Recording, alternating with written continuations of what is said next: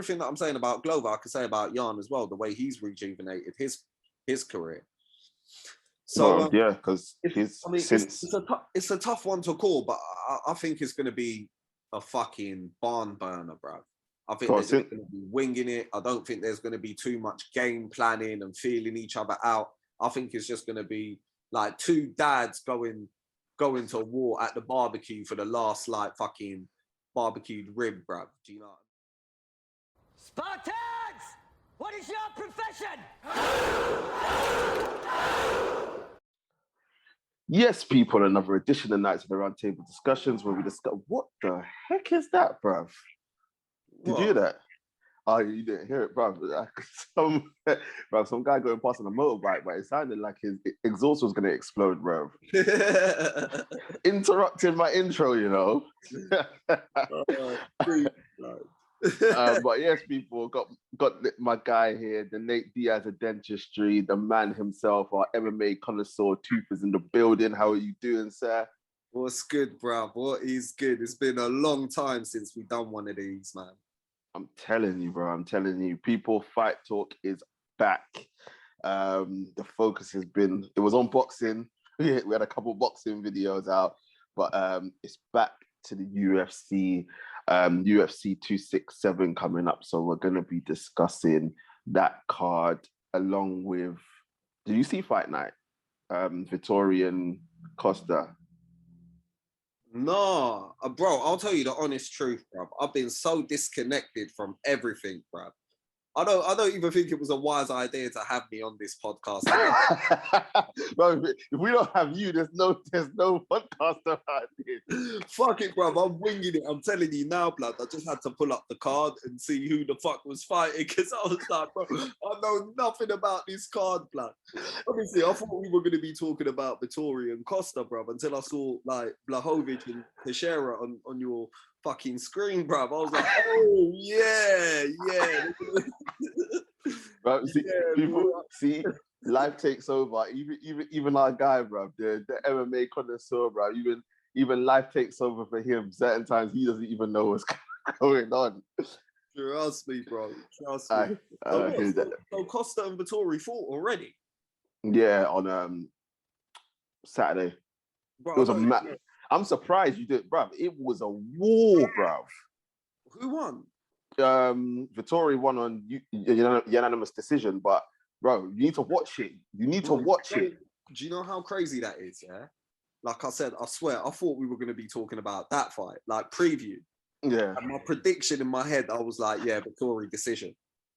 And I had, like, in my head, I was preparing before the poddy. I was like, yeah, this is why I see he's going to win by decision, blah, blah, blah. And then, like, oh, shit, they already fought? Fuck. Yeah. Crazy fight, bro. Yeah, you need to watch it. Yeah, I'm going to watch it tonight, bro. Fucking hell. Deep. It was mad, that fifth round. Bro, anyway, yeah. So, okay, we're not going to talk about fight night. Huh? Who did Vettori call out after the fight? Did he call anyone out? I didn't actually watch his press his thing after. I didn't actually watch it, to be fair. I just watched the fight because I watched it Sunday morning before I went football. So I didn't watch his press his reaction after. But obviously it's probably the same thing. He's calling out Izzy, innit? It must be, bro. That's the thing. Middleweight. Who else is there at middleweight, bro? Who else? Like, obviously. Who's next in line? Actually, hold on.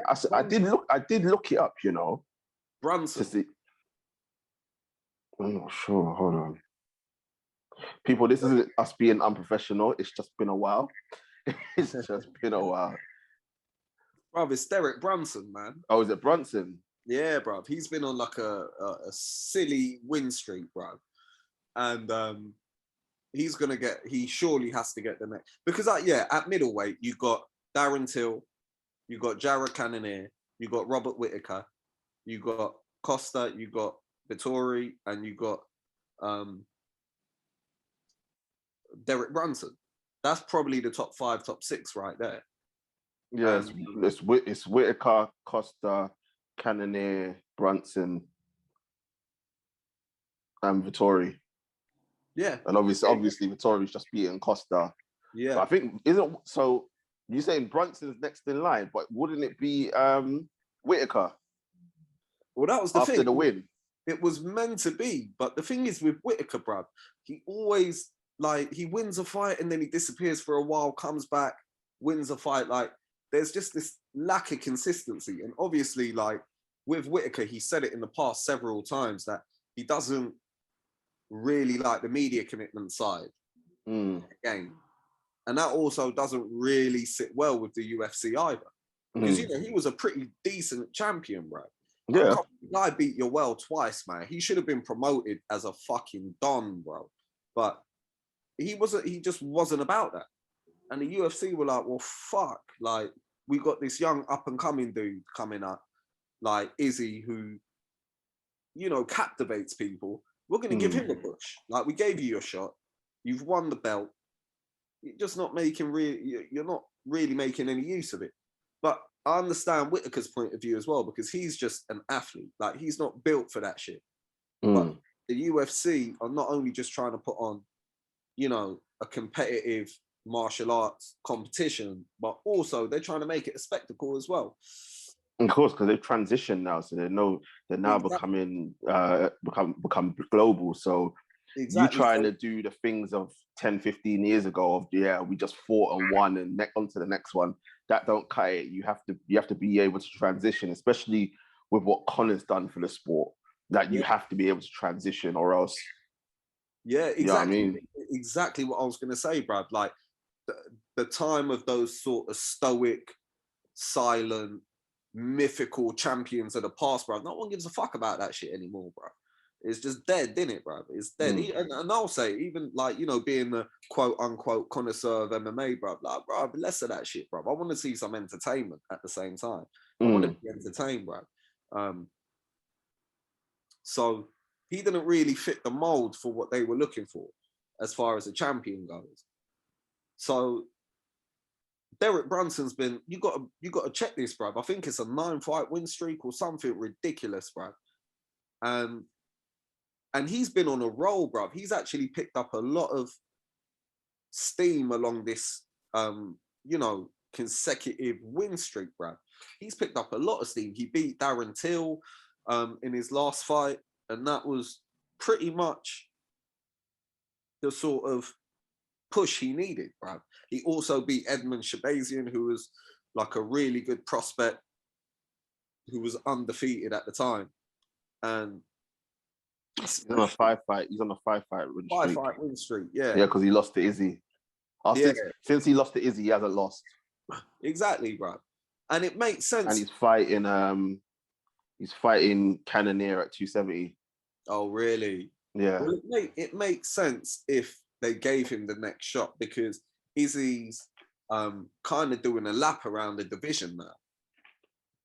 He's beaten Gastelum. He's beaten Costa. He's beaten Vittori twice. He's beaten Robert Whitaker. You know, he's beaten Brunson. You know what I mean? He's beaten all these guys. So it makes sense to like do these rematches. Has he fought Cannonier yet? He hasn't fought Cannonier yet, has he? No, he hasn't fought Cannonier yet. No. It's interesting times, mate. But yeah, you need to go and watch that that Costa Vittori fight. Absolutely crazy, bro. Like, honestly. But yeah, people, we are gonna be previewing UFC 267, two big main events on that card. But as usual, even though we have started, but before we get into the main bit, make sure to like, share, comment, and subscribe to the channel.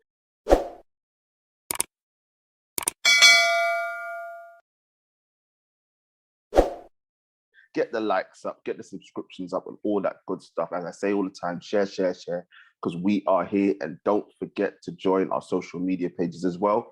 Links are in the description. 267 coming up this Saturday. I can't actually remember where it is, bro, but it starts at like 5 p.m. Our time, bro. Yeah, it's in is it not Dubai? Is it Could Dubai? be, yeah. Yeah, I think so. Hold on. Where is it? Abu Dhabi. Yeah, Abu Dhabi. Yeah, that's why it's Yeah. on so early. Because I was like, when I looked at it, I was like, raw, bro, 5 p.m. I don't even have to record this and watch it the next morning. Trust me. Hey, bro, we could do a live fucking YouTube, bro. You know, we could, but the Tottenham United game's on, brother. You know I'm on a mission football-wise, bro. hey, bro, even more reason to do a live. Your reactions, bro. That's what we need to be seeing, blood. But yeah, main event, your boy, bro. I can never say his last name, so I'm not gonna butcher it. So I'm just gonna call him Yan, your Yan, whichever one. Versus Glover Teixeira. It's kind of an old school fight because they're both like in the twilight of their career for the light heavyweight title. So what are you expecting from this fight? As I said, they're both coming towards the end of their careers. A lot of mileage on the clock. But Yan, I remember when he beat Izzy, he did promise and say Glover will get the next title shot. So what are you expecting from this fight, bro? I'm expecting a good fight.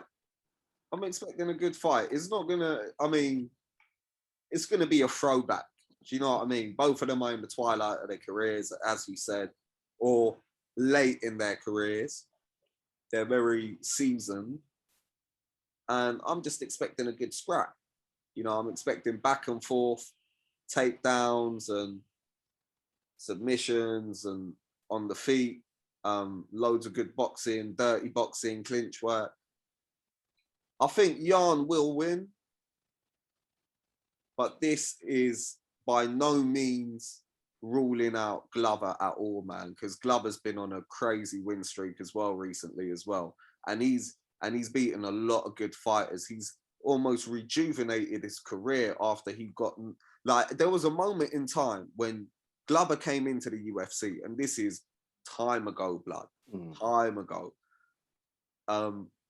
He was like tearing shit up in the light heavyweight division, tearing shit up and knocking people out cold, silly. But he came into the UFC late, and this is like 10 years ago or some shit. Okay. He got his shot against Bones, and he got completely torn apart. Yeah. Which is fair enough. But yeah, after Bones. that, yeah, it was Bones, bro. And then after that point, he just went on this sort of mediocre run where it was back and forth losses, and he was getting beaten badly as well, to the point where you were like, oh, he's not really a legitimate contender anymore. In fact, it seemed like at one point he was fighting to like literally stay on the UFC roster. You know what I mean? Oh, you think Dana was looking to? Yeah, bro. There was a time, like, you got to bring up his record, bro. But there was a time where he was losing badly as well. Like Anthony Johnson, Rumble knocked his tooth. Knocked it. Yeah, I heard. Yeah, you remember that, bro? And that was on the night when Conor and Diaz fought the second time. That was the co-main. Oh yeah, I remember it now. You said that. Yeah, exactly, bro. See, people, this is how we do, bro. With no script, bro. Straight off the top, bro. I'm telling you.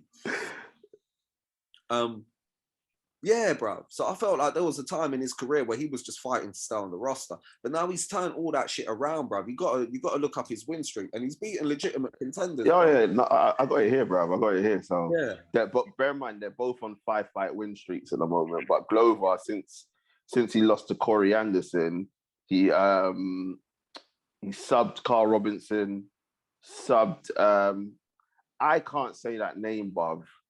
Is it Ion? Oh, Ion Kutalaba. Yeah.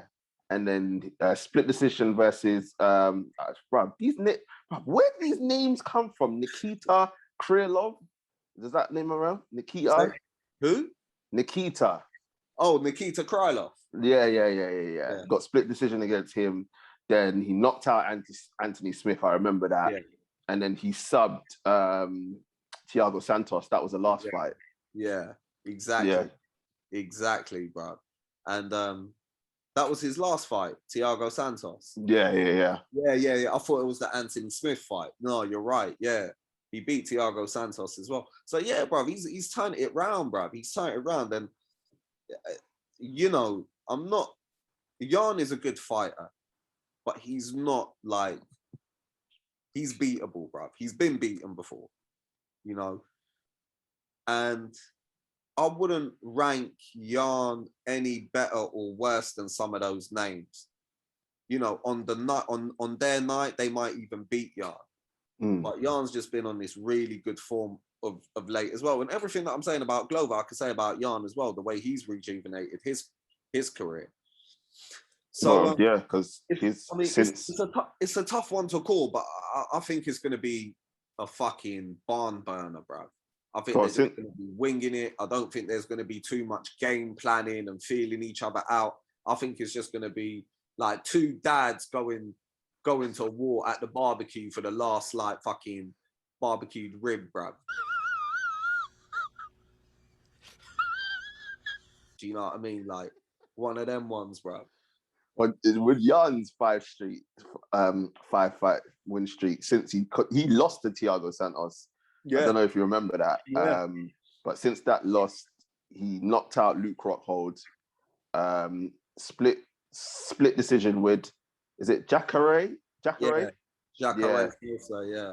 Yeah. Then he knocked out Corey Anderson. He knocked out Dominic Reyes. I remember that. Yeah. And then obviously the last fight was the unanimous decision against Izzy. So yeah. I mean, both fighters are on a good run, and let's be honest, as you said, like it's just gonna be one of them old school scraps, bro. Yeah. But this is the thing. I don't want to get into the whole technicalities of these things because you know neither of them are particularly great. Do you know what I mean? They're fucking good though. They're really good. They're not great. Like when we think of great UFC fighters, and this is no disrespect to these two, but do you know what I mean, man? When we think of great UFC fighters, we're talking about Anderson Silva's in his prime and, you know, fucking Demetrius Johnson, GSP, John Jones, Conor to a certain extent, again, in his prime. We're talking about these dudes, bro. We're talking about like fucking Rushmore dudes of MMA. These guys are just like tie you over champions until someone great comes along. Yeah, it's true. And I mean that with the most respect because I like both of them. Teixeira's my boy, Blachowicz is my boy as well. But that's just the truth of the matter. Like, they're not great. Do you know what I mean? They're fucking good, but they're not great. So this is why this fight, I'm just looking forward to it, man. I did want to ask you, I'm not going to get into technical of aspect because you know it's just going to be an absolute war. But one thing that Glover is known for, bruv, it's crazy. Like, he's known for getting hurt early, getting knocked down early, and then getting up and then coming back and like basically subbing people. And what I wanted to ask you is, against Yan, do you think that if Glover gets hurt, he can get back up? Can he just do the same raising from the dead thing? Or is it with all the mileage on the clock and the confidence that Jan's got, do you think like Glover will go down early and just stay down? Bro, you know that first part of your question where you said Glover's known for getting hit early, weathering the storm, and then coming back and subbing people. Would you believe me if I told you when Glover came into the UFC, he was known for doing the complete opposite? He was known for knocking people out cold in the first round. That's how, like, do you get what I mean? The transition. Yeah. So deep, bro. I think he can, because Yan, as much as he's a strong power puncher, like the guys he's knocked out, and I know it's cliche, but, you know, Dominic Reyes, we're starting to find out, like, he's pretty chinny. Do you know what I mean? That war with John Jones took something out of him, he left something behind in the cage that night, because after that fight, he's just not looked anywhere near as good as he did against Jones and anything before Jones. And he had fought some pretty decent people as well. He fought Volkan Oezdemir, who coincidentally was on the card as well, on the same card as the one we're talking about. And Volkan was known for his knockout power. But then after the Jones fight, like, you know, Yan knocked him out. Prochaska knocked him out. And then he got knocked out by someone else as well. I forgot who it was, but it was 3 straight knockout losses, bro, back to back.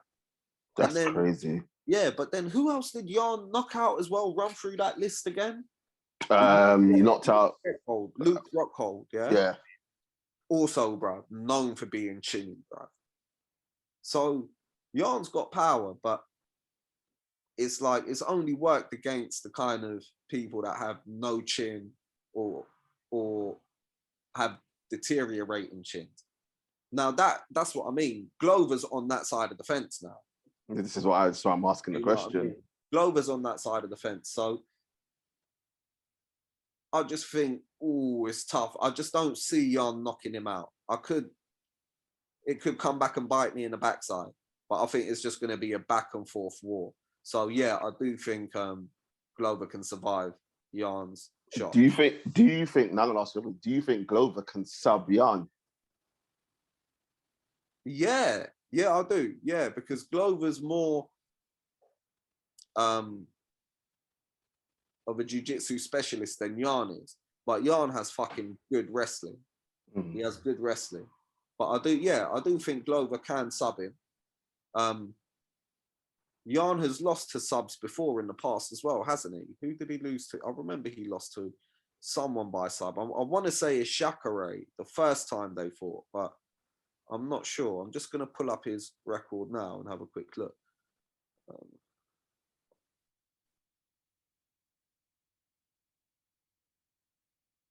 Oh, no, bruv. No, he's not. He's never been subbed. No, he's not been subbed in the UFC. He's been subbed once early in his career. But no, he's not been subbed. Then in that case, do you know what? I take it back. I take it back. I don't think Glover can sub him. Because looking at this record, Yan's been up against better jiu-jitsu practitioners than Glover, in my opinion. Like who? Give me some knowledge. Like, for example, Sosa, Jacare Sosa. There we go. There's one. And I would like to say, and this is a bit of a reach, but Luke Rockhold, because Luke Rockhold has good jiu-jitsu, but he was making his light heavyweight debut on that fight. Yeah. So yeah. It is a bit of a reach because Rockhold was champ at middleweight, innit? Yeah. And then and then because he got lost to Bisping, innit? Yeah, exactly. Honestly, that's your boy. Nah, bro. But yeah, man. So I don't think Yan could sub him. But who knows, bruv? Who knows? That's the thing. I think Yan is the bigger guy. I think he's the stronger guy as well. And he's got really good wrestling. So I think that will be in his favor when it comes to Glover trying to get a sub. And Yan's also got good cardio. So I can't see Glover wearing him out to the point where Yan is like out of breath and just begging to be submitted. You know, the same way like what happened to Darren Till against Derek Brunson. Yeah. Like, I don't see that happening to Yan either. So I don't think Glover can sub him. Fair enough. To give me a prediction, bro. Sounds like you're going down the UD route. I'm gonna go Yan decision, bro. Yan decision. I'm gonna go Yan in 3, bro. Knockout. Yan in 3 knockout. I just think that Glover's got so many miles on the clock, and I think this is the swan song for Glover. I think Yan's got a couple more fights in him until like he's done. But I think for Glover, this is because obviously I think Glover's only had one other title fight, and that was Bones. Yeah. Yes, I think he's just going to be known as the nearly man. I can't see him unless he gets a lucky punch against Yan. I can't see him winning the fight, and I think Yan's just going to dominate and finish him in the 3rd. But we're going to see what happens. It's one of them fights where you can't really predict it because Like there's not going to be much of a game plan. So it's just two guys, as two said, it's just two guys going out there, and they're gonna have some old-fashioned barn burner, brothers. Good old JR would say, bruv. Yeah. But people, that is the main event. But we've also got the co-main event, probably the fight that more people are interested in than the main event, bruv. It is for the interim bantamweight title. Unfortunately, my boy Aljo,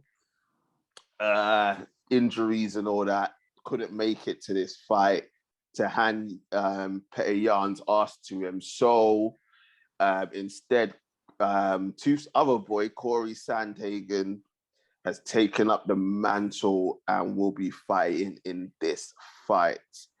Bro, I've been watching a lot of stuff and looking at this fight. I think this is the hardest fight Yan's going to have. And all banter aside, obviously, you know, Aljo's my boy because he's Jamaican, but he lost that fight. We know that. But I think this is going to be Yan's toughest fight. You may tell me I'm wrong, but I honestly, I think Sandhagen has a lot of weapons that are going to show if Petr Yan is the real deal. Hey, all I can say is you just saved yourself from me playing this, bro. Hold on.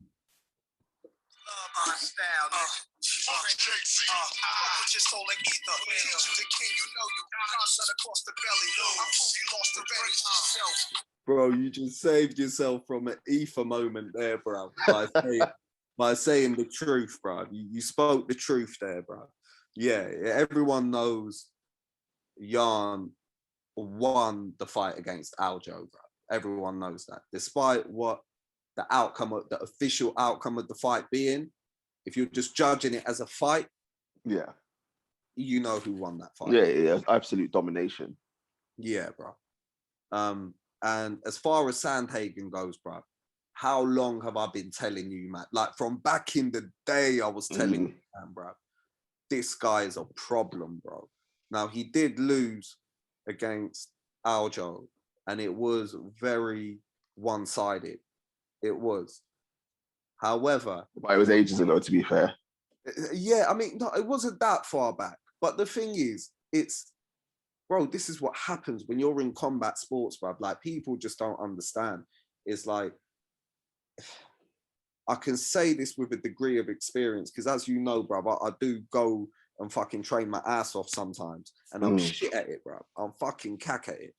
Like, there's such a gulf that people do not understand between the guys that do this and the guys that really do this shit. Bro. Like, bro, I'm in the gym. I can't even touch these people, bro. Like, you can't even get close to them. And when you do, you're getting peppered, bro. You're like, yo, where the fuck did that come from, bro? The gulf is so huge. And sometimes it just really does come down to, who's better than someone is miles better than their opponent. And there's a huge gulf in class. But in the fight against Aljo and Sandhagen, I didn't feel that. I didn't feel like, oh, Aljo's like light years ahead of this guy. I felt like it was just Aljo's night. His game plan prevailed. He knew exactly what he was doing. He clearly studied Sandhagen to the point where he knew when he hits the ground what to do, where to go, how to expose his weakness, how to get to the back. And bro, Sandhagen is a G, bro. Like, this guy has been in some compromising situations in the past, and he's got out of them. And there's footage of this on YouTube for anyone that wants to go and do a bit of homework. Just go watch some Sandhagen highlights and watch some of the videos other people have done on him on the shit that he does good. It's fucking world class, bro. So yeah, I do believe if they fought again, by no means is Sandhagen out of his depth by fighting Aljo. But what Aljo done to him on that night can't be underestimated. Do you know what I mean? That is what made Aljo the legitimate #1 contender. Yeah. Because Sandhagen was a problem. Sandhagen was fucking knocking out Marlon Moraes. He beat Rafael Assunção. He beat a lot of the top guys. He beat names. He's beating names. Yeah, bro. He's got scalps, bro. He's got scalps for days, bro. And he lost against TJ. Yeah, TJ with split decision. And that was a war as well. That was a fucking banger, bro. And that's the thing. Like, I had the fight for Sandhagen. I did. I had the fight for Sandhagen. And I can see why they gave it to TJ, though, to be fair. Yeah, because I think the takedowns.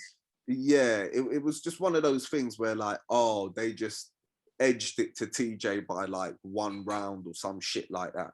And like, yeah, I see why they gave it to TJ, but I thought Sandhagen won the fight. And we've seen it in the past before where fighters have lost a fight, but then still gone on to have a shot at the interim title. The last one I remember was Jose Aldo losing to Marlon Moraes, and then he got a shot at the title. I can't remember who he fought, but it's similar here. Sandhagen lost to TJ, but he's going to get the shot at the interim title.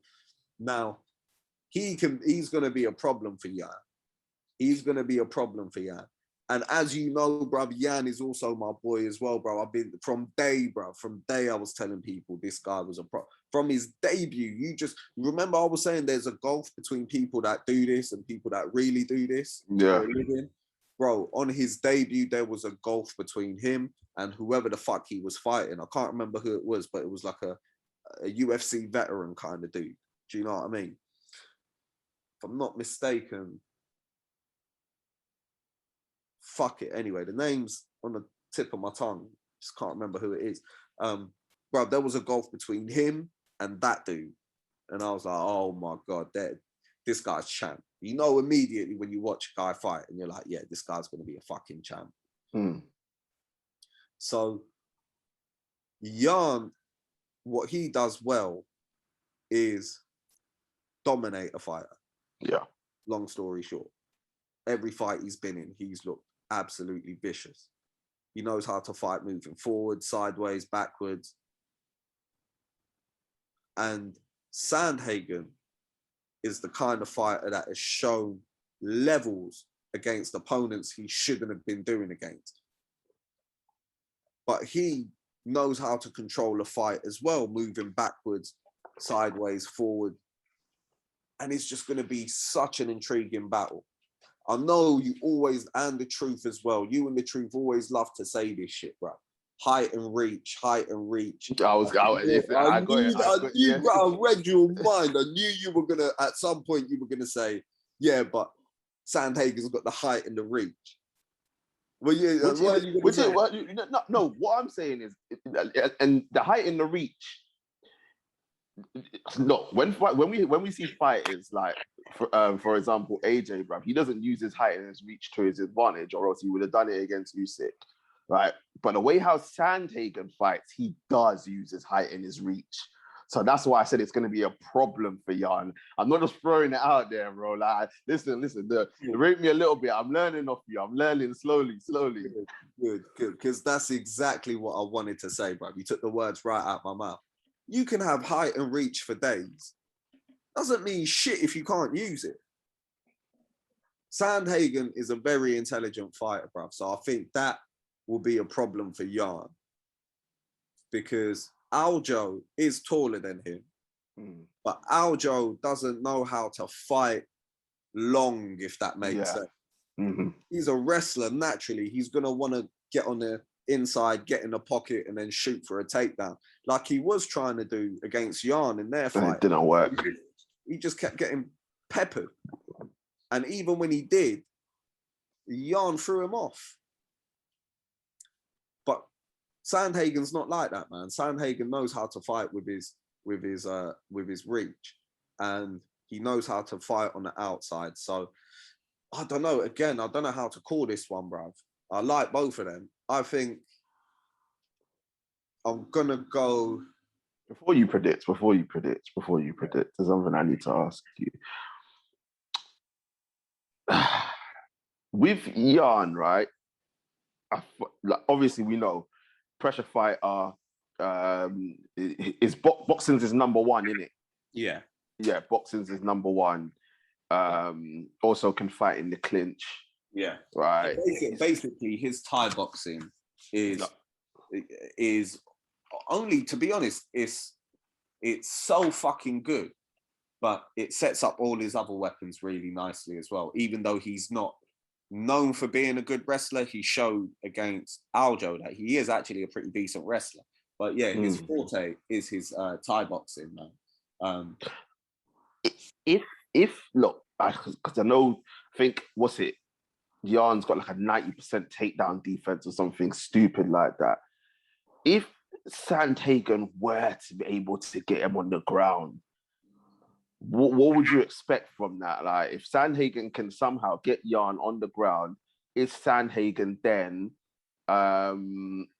in top position, or is it a case of Sandhagen's ground game isn't as good as what anyone? Oh no. Sandhagen on the ground is fucking sick, bro. This is what I mean. He's one of these new fighters, bro. These new breed of fighters who have trained in all the disciplines from day. You know what I mean? Or they've started training at a time where the UFC landscape changed from being a specialist in one discipline to actually knowing the whole craft.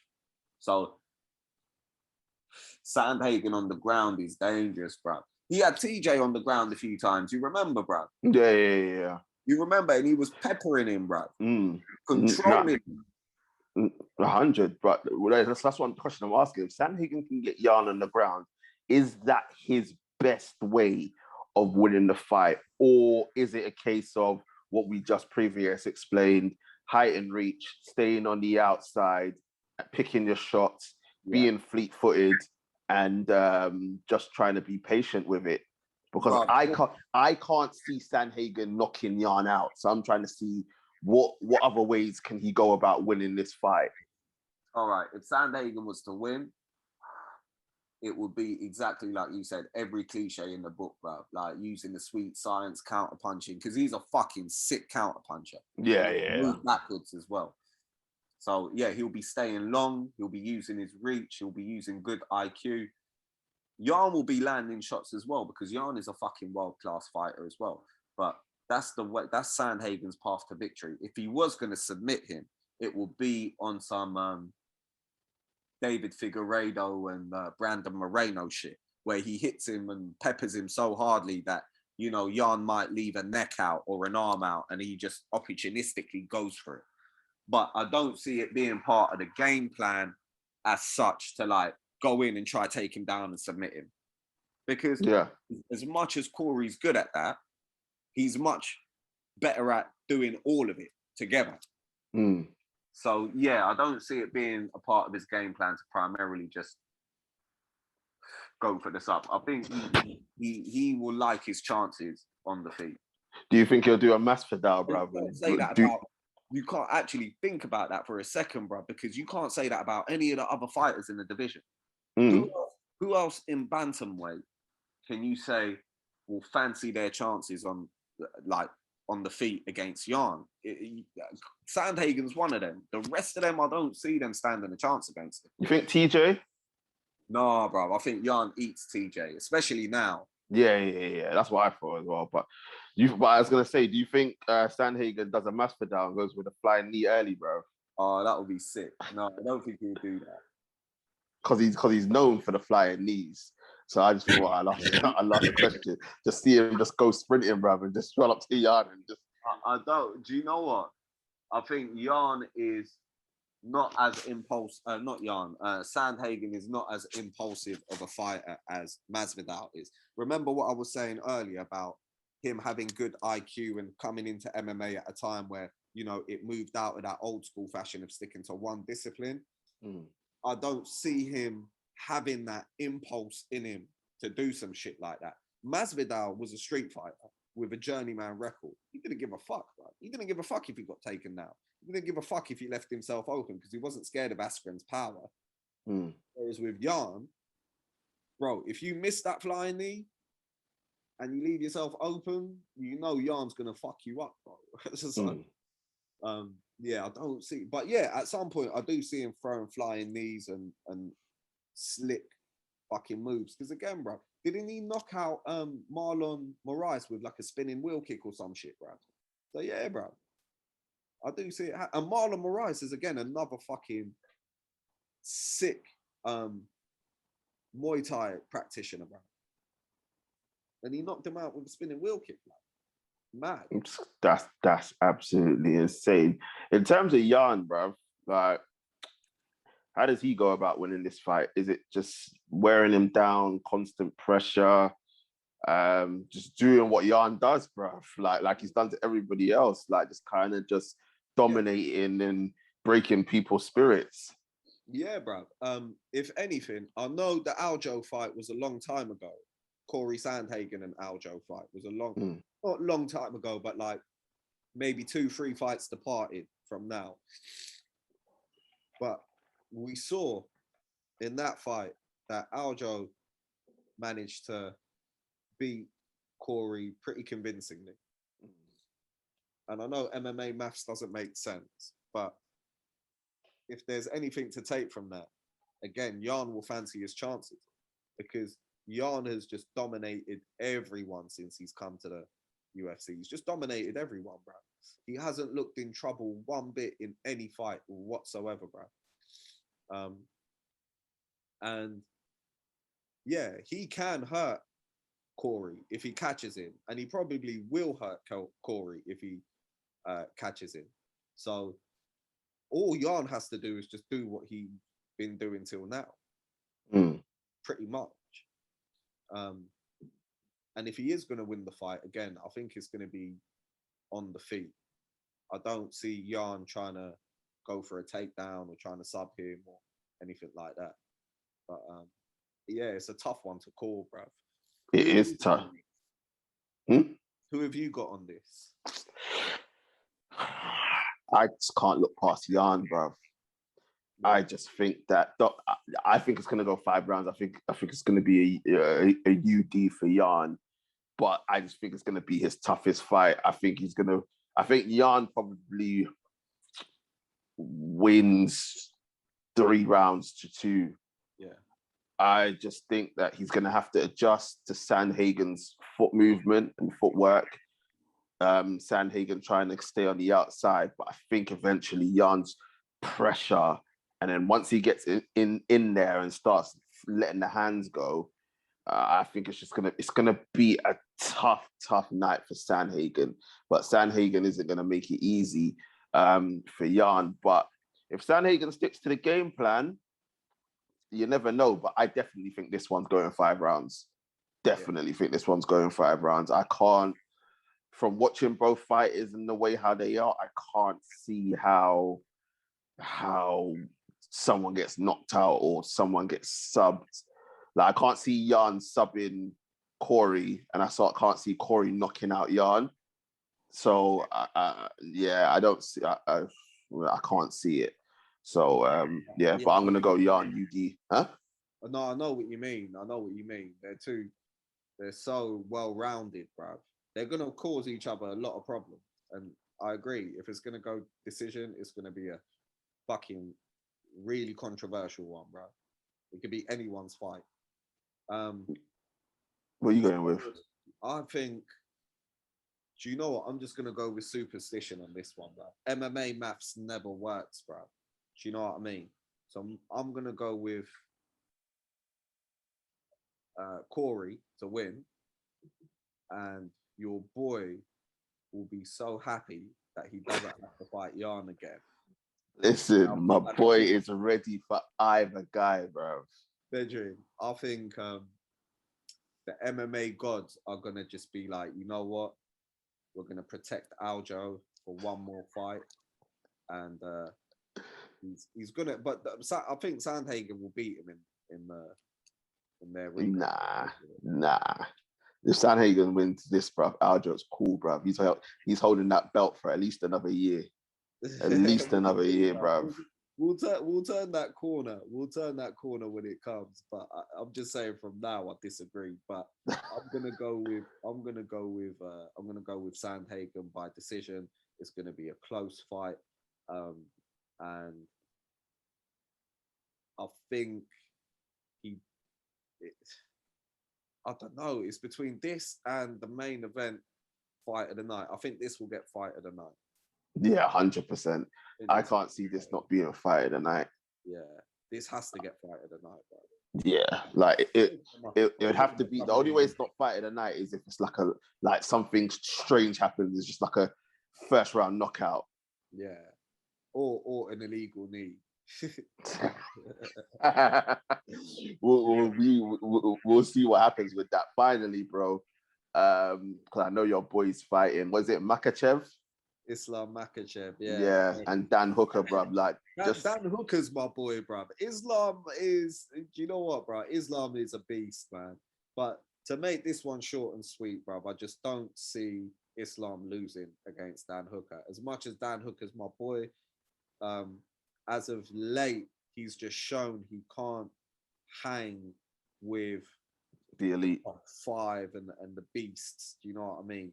He puts up a good fight, he puts up a good contest, but he's just not that level.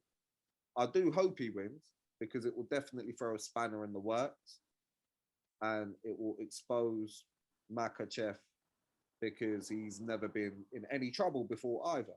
So I'd love to see Dan Hooker win this, but realistically, I've got to go with Makhachev on this, bro. He's just Khabib, isn't he, bro? It's just literally, this is it.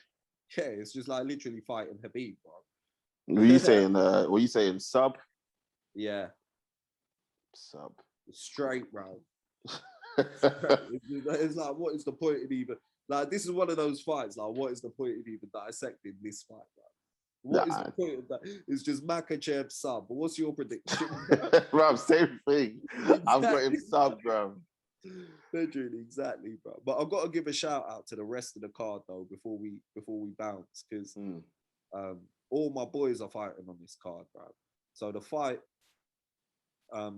before that is Volkov versus Tybura. Is that heavyweight? Yeah, heavyweight fight. Bro. Volkov is a tall you, innit?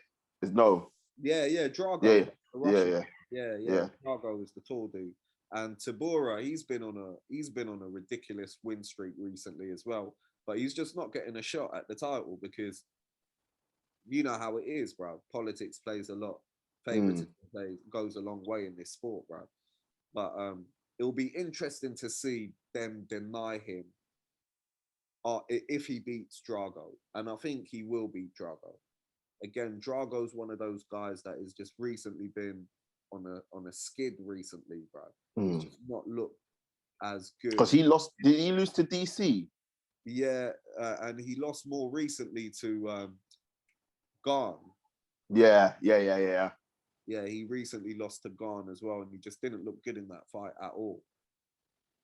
So I think Tybura will be riding the wave of confidence, and he should beat Drago. But you got to find out the win streak for Tybura, bro, because this guy he should be in title contention, bro. Yeah, go for the rest of the card. I'll look that up. Yeah, man. And then after that, it's Khamzat Chimaev. He's making his return. Oh yeah, and I remember you saying his name. Yeah, Hamzat's another prospect. He got COVID, so he hasn't fought since he had COVID. Who was he supposed to fight? Because I remember you saying before he got corona. Yeah, I can't remember who it was, man. He was in a big fight as well, and then he got COVID. Because on his debut, he beat the guy so badly, like the guy didn't even land the punch, and Khamzat threw like 100 punches and completely battered the guy. And then he fought like 7 days later at middleweight, and he completely battered the guy as well. It was a Welsh guy, completely battered. And then he just became this overnight sensation, bro. He just became this overnight superstar. And then he got COVID. He was put in a big fight. I can't remember who it was with, but he got put in a big fight, and then he got COVID. Corona happened. He hasn't fought since. But this is his return. He's fighting the Leech. They call him Li Jingyang. He's also a decent fighter, but Hamzat should beat him pretty comfortably. And then that Tabora guy's on a 6-fight win streak. Yeah, bro. Yeah. And he's beaten some good dudes as well, man. And then the last fight is Magomed Ankalaev versus Volkan Oezdemir. Oezdemir, we know of, he fought the title against DC once. And since that loss, he was on a skid, but now he's somewhat like, even his losses were like close. You know what I mean? So he's not mediocre just yet. He's still a problem. But Magomed Ankalaev is one of these Dagestani dudes that is just fucking vicious, bro. Vicious. And in his last 2 fights, he fought Ion Kutalaba. Okay. I think he's Romanian or Moldovan dude. And both fights were fucking sick, bro. They proper hated each other. It was a deep rivalry. And I just see him beating Oezdemir at this stage in his career. Do you know what I mean? Oezdemir is approaching the twilight of his career, and I feel like Ankalaev's about to hit his prime or in his prime. So, yeah, man. Nah, that's more or less the card, bro. It's a good card as well. It's not one of them cards that people like the armchair fans will be like, oh yeah, I want to watch that. But no, there's some very, very, very good fights on there. And bro, I said, and real quickly, bro, on the prelims, it's nothing but killers as well, bro. Like obviously not names that we'll get into, but they're gonna be good fights, bro. They're gonna be fucking, even from I've just looked at the prelims. Some of these dudes are main event guys, not main event guys, but main card kind of guys. Yeah. So yeah, bro, it's gonna be a sick night, bro. It's gonna be a sick. It's gonna be a sick card, culminating in Petr Yan versus Sandhagen and your boy, bruv, Yan. I'm not saying his last name. Versus Glover Teixeira, bro. It's gonna be a sick card. I actually can't wait for it. It's gonna be. I'll record that and watch it later on, bro. After the football, bro. It's gonna be a good one. Still, I'm looking forward to it. But people, that's it for Fight Talk. That is it from us. Let us know what you think in the comments. Let us know who you think is gonna win. Is it gonna be Yan? Is it gonna be Glover? Let us know if you think it's gonna be Petr Yan. Is it gonna be Sandhagen? What is it? Freaking now? I can't even remember his name. Bruv, all these names, bruv. Bruv, it's because you spent so much time in Eastern Europe, bruv. You can just pronounce them just so easily, bruv. Makachev and Dan Hooker, bruv. Is it just going to be as straightforward as Tooth and Ice are suggesting? We want to hear from you. Let us know what your thoughts are in the comment section. And before we go, as usual, make sure to like, share, comment, and subscribe to the channel. Get the likes up, get the subscriptions up, smash that like button. And as we say, share, because we are here. And don't forget to join our social media pages as well. Links are in the description. Want to say thank you very much to my guy, Tooth. Always, it's been a pleasure, brother. I'm glad to have Fight Talk back. I've been looking forward to it. I know we've been talking boxing for a little piece, but I'm glad we're back on the UFC train. Thank you very much, sir. Oh, it's been a pleasure, bro, man. Bro, I wasn't even ready for this poddy today, bro, but it was a pleasure, bro. We made it, bro. We made it this far, bro. Indeed. People coming up, footy chat will be, as usual, Prem show will be coming up. Obviously, if you haven't seen it, the match reaction to that great game yesterday between Liverpool and Manchester United is up, bruv. You can see the match reaction from myself and ST as we are counting down to the demise of Ole, bruv. I called you out in that as well, bruv. Still haven't made the phone call. Bruv, I was trying to make some phone calls today, blood. Don't watch, man. It's going to happen. It's just taking longer than usual. Bruv, I told you, Ollie's judgment is strong, bruv, but I have faith in you too. Hopefully, fingers crossed, there are whispers, people. There are whispers that the end could be imminent, bruv. And trust me, if that gets decided tomorrow, you know we're going to be back again. Right? Everyone's coming on. I got a rum punch ready, sitting there and waiting. But yeah, people, as usual, stay safe out there. And oh yeah, don't forget, next week we will have the review show, and we will have the review show, and we'll have the preview show for 2-6 Canelo. Canelo and Plant. We'll have the preview for Canelo and Plant as well next week, people. So stay safe out there, and we shall see you very, very soon. Peace. Peace.